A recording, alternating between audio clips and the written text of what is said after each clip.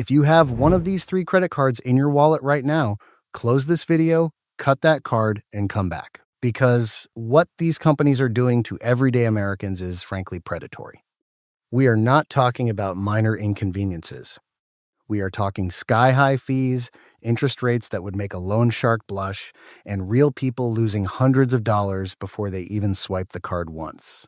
WalletHub, NerdWallet, and The Points Guy all rank these as some of the worst credit cards on the market.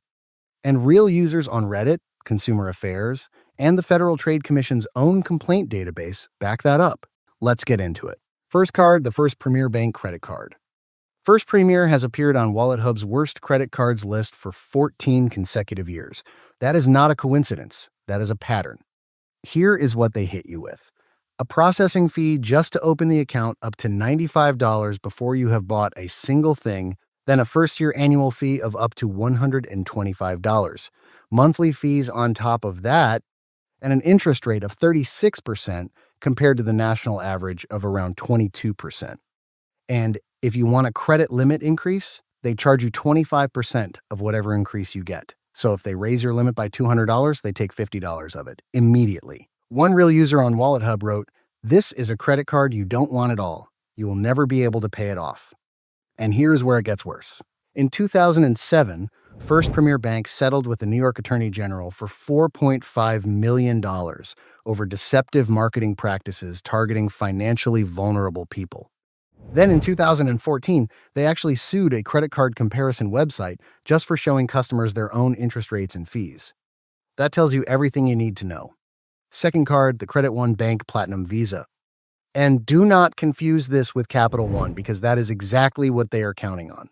Credit One Bank's card hits you with layered fees, annual fees, monthly maintenance fees, and surprise statement fees that are genuinely hard to keep track of. Your starting credit limit can be as low as $300, but by the time the fees land, nearly half of it is already gone. Now, here is a fact most people do not know. The Federal Trade Commission publishes a monthly list of the most complained about companies in America. Credit One Bank appeared in the top 40 every single month throughout 2024. We are talking 600 to 700 complaints per month, month after month.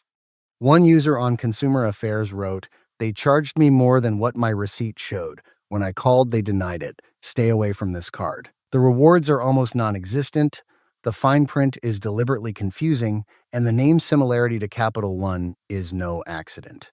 There is a reason people keep calling this card a trap. Third card, the Milestone MasterCard. This one markets itself as a lifeline for people trying to rebuild their credit. But look a little closer. The annual fee in your first year is $175, and it is charged the moment you open the account. That immediately eats into your $700 credit limit, leaving you with just $525 to actually use. After year 1, monthly fees of up to $12.50 kick in on top of that. The interest rate, 35.9 to 9%. No rewards, no cash back, no real perks of any kind.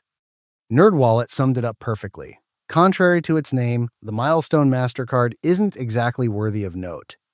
Both NerdWallet and WalletHub agree if you need to rebuild your credit, a secured credit card will cost you far less and get you much further. Milestone is a costly middle ground that benefits no one but the issuer. So, how do you actually pick a good credit card? Here are 5 things to always check. 1. Check the interest rate. Anything above 25% on a standard card is a red flag. 2. Count all the fees. Annual fee, monthly fee, setup fee, credit limit increase fee, add them all up before you apply. 3. Compare your fees to your credit limit. If your fees eat more than 20% of your available limit, walk away. 4. Read real reviews. WalletHub, NerdWallet, and Reddit's personal finance community real users tell the real story. 5. If you are rebuilding credit, go secured. Cards like the Discover It Secured or the Capital One Platinum Secured give you a real path forward without robbing you along the way. Bottom line, these 3 cards do not exist to help you. They exist to extract money from people who feel like they have no other options. You have options. Do your research. And do not let them take advantage of you.